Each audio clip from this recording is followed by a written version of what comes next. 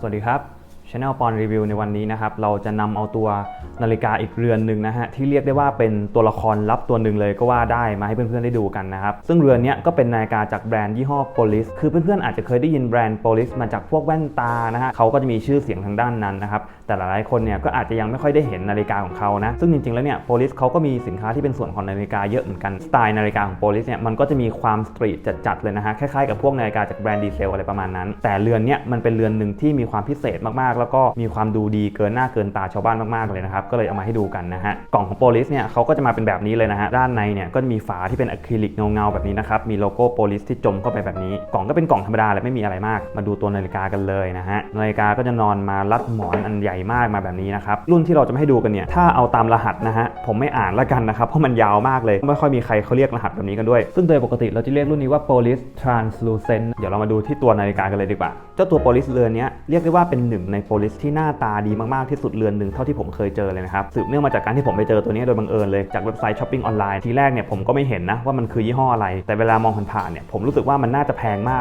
น่าจะหลักหลายหมื่นนะฮะแต่พอคลิกเข้าไปเสร็จปั๊บนะครับตกใจกับราคามากเลยนะฮะเพราะว่าราคามันแบบไม่กี่พันเท่านั้นเองแล้วก็มีส่วนลดตามแคมเปญประจำช่วงนะครับสุดท้ายเนี่ยราคาแบบต่ำสุดๆจนแทบไม่อยากจะเชื่อเลยนะฮะโดยที่เรือนนี้แน่นอนว่าก็ทำงานอยู่บนระบบออโตเมติกแล้วก็จุดเด่นอย่างหนึ่งที่เราเห็นได้ชัดเจนเลยก็คือการโชว์กลไกผ่านทางหน้าปัดทางด้านหน้าแบบนี้เลยซึ่งหลายๆคนก็จะเรียกสไตล์แบบนี้ว่าเป็นสเกเลตันนะครับโดยที่ตัวหน้าปัดของเรือนนี้ก็จะมาโปร่งๆแบบนี้เลยนะฮะคือเราจะเห็นแทบทุกส่วนของตัวนาฬิกาเลยโครงด้านในเนี่ยมีดีเทลที่ค่อนข้างจะน่าสนใจนะครับคือมันให้กลิ่นอายของนาฬิกาสเกเลตันแพงๆค่อนข้างจะมากและด้านซ้ายเนี่ยเราก็เห็นตัวแฮร์สปริงมันทำงานอยู่นะครับมันก็จะมีมูฟเมนท์ที่ความถี่สูงมากๆเลยแล้วก็ตัวมาร์กเกอร์ด้านนอกนะครับก็จะมีเลข12กับเลข6มาให้แค่2เลขก็จะมีรูมมาให้ด้วยที่ค่อนข้างจะใหญ่นะพอเข้าที่มืดมันไม่ได้เรืองแสงจัดเต็มเทพมากนะครับคือมันก็เรืองแสงแบบพอช่วยเราได้ประมาณหนึ่งเท่านั้นเองนะครับไม่ได้เท่ากับพวกนาฬิกาดำน้ำอะไรนาฬิกาเนี่ยมันมีความโมโนโทนมันเป็นสีเคลียร์ออกไปทางขาวๆใสๆใช่ไหมฮะแต่ตัวรูมเนี่ยมันจะติดเขียวๆมาให้เหมือนเป็นการจงใจทำให้รูมมันเป็นสีเขียวนิดนึงเพื่อให้ได้กลิ่นอายของการเรืองแสงจัดๆอะไรแบบนั้นมากกว่าส่วนด้านบนเนี่ยก็จะมีโลโก้โพลิสมาให้ด้วยนะครับลอยมาเท่ๆแบบนี้เลยแล้วตรงขอบด้านนอกเนี่ยเราก็เห็นมาร์กเกอร์หลักนาทีนะฮะเล็กๆเลยเป็นสีขาวซึ่งถ้าเกิดไม่สังเกตดีๆก็แทบจะมองไม่เห็นตัวมาร์กเกอร์ด้านนอกเลยนะฮะคือปกติแล้วนาฬิกาสเกเลตันเนี่ยมันจะมีปัญหาเรื่องการอ่านเวลาที่ยากมากๆแต่เรือนนี้ผมว่าทำได้ค่อนข้างจะดีเลยทุกอย่างมันดูชัดเจนดีมากนะฮะอ่านเวลาได้อย่างรวดเร็วเลยตัวกระจกก็เป็นมิเนอรัลคริสตัลธรรมดานะครับแล้วก็ไม่ได้มีการเคลือบสารลดแสงสะท้อนอะไรมานะฮะหมุนไปหมุนมาเนี่ยก็จะสะท้อนสีขาวชัดเจนมากๆเลยระบบการทำงานของเรือนนี้เนี่ยมันเป็นเครื่องออโต้ที่สามารถหมุนขึ้นลานด้วยมือได้ด้วยนะครับที่เม็ดมะยมทางด้านขวา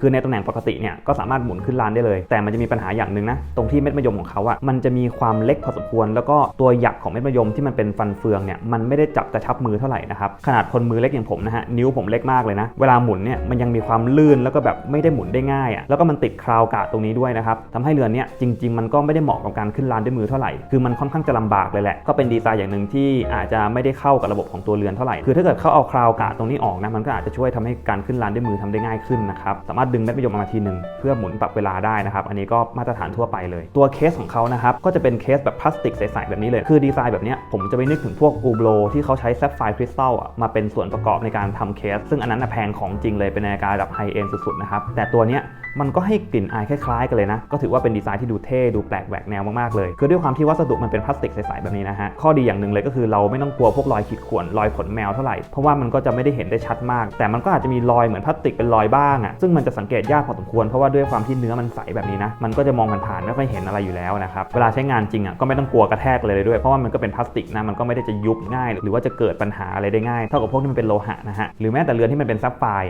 อย่างอูโบรุ่นที่ผมบอกเนี่ยเขาจะใช้แซฟไฟร์มาทำเป็นตัวเรือนใสๆแบบนี้เลยนะฮะมันกันรอยขีดข่วนได้ก็จริงนะครับแต่ว่ามันไม่ทนต่อแรงกระแทกเท่าไหร่มันชนแรงๆมันแตกเลยนะฮะอันนั้นก็จะเป็นอะไรที่ต้องระวังกันพอสมควรแต่อันเนี้ยก็คือใช้ไปเถอะพลาสติกชนนู่นชนนี่ตึงตั้งอะไรก็ไม่มีปัญหาอะไรนะครับพวกดีเทลของเคสคือมันก็ไม่ใช่เป็นเคสเรียบๆนะฮะก็มีการเล่นดีเทลมาเยอะพอสมควรดูเท่ดูแบบแตกต่างสุดๆเลยฝาหลังก็เป็นฝาหลังแบบ Open Case Back มาด้วยนะครับโชว์เครื่องกลไกด้านในได้ค่อนข้างจะดีนะฮะพวกน็อตเนี่ยเขาก็ให้มาเป็นหัวสีน้ำเงินด้วยซึ่งจริงๆแล้วเนี่ยนาฬิกายี่ห้อแพงๆจากทางสวิสนะฮะไอ้น็อตสีน้ำเงินแบบนี้เขาจะใช้เหล็กบูสตีลที่แบบผ่านกระบวนการทำแบบพิเศษที่เหล็กมันเป็นสีน้ำเงินจริงๆแต่อันเนี้ยผมว่าเขาก็คงเอาเหล็กไปแต้มสีมาแหละแต่ว่ามันก็ให้กลิ่นอายดูแพงฟีลลิ่งดูไฮโซสุดๆนะฮะแม้แต่ตัวโรเตอร์นะเขาก็มีการขัดเงามาเป็นริ้วๆแบบนี้นะครับผมว่ามันดูเท่มากเลยคือเราจะไม่ค่อยได้เห็นการลงดีเทลของเครื่องแบบนี้นะครับจากนาฬิการะดับหลักพันเลยอันนี้ก็ถือว่าเกินคาดสุดๆเลยนะฮะส่วนการกันน้ำของเรือนนี้มันทำได้แค่3 ATM นะครับส่วน วนหนึ่งมาจากการที่ตัวเรือนมันเป็นพลาสติกด้วยแหละมันก็คงไม่สามารถจะทนแรงดันเท่ากับพวกวัสดุที่มันเป็นสแตนเลสได้อยู่แล้วนะครับอันนี้ก็